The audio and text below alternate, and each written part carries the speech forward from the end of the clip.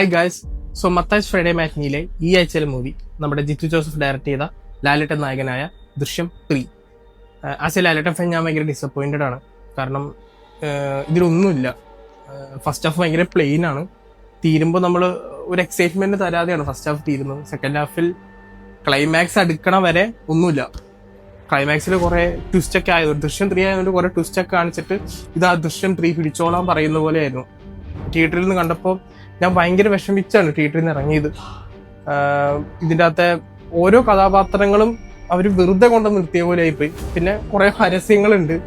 പിന്നെ ജോർജ് കുട്ടി എന്ന് പറയുന്ന ഒരു ക്യാരക്ടർ നമുക്കറിയാം 1 and 2 അവർ എങ്ങനെയാണ് പ്ലേസ് ചെയ്തിരിക്കുന്നത്. അതിൽ നിന്ന് എൻ്റെയർ ഡിഫറെൻ്റ് ആയിട്ടാണ് അവർ പ്ലേസ് ചെയ്തിരിക്കുന്നത്.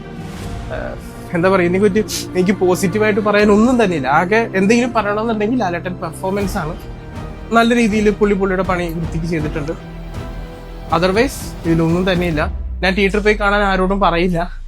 നിങ്ങൾക്ക് സമയമുണ്ടെങ്കിൽ പൈസ ഉണ്ടെങ്കിൽ പോയി കാണാം, അതർവൈസ് കാണാണ്ടിരിക്കുക. So next Friday next film with me Mathai's Friday matinee.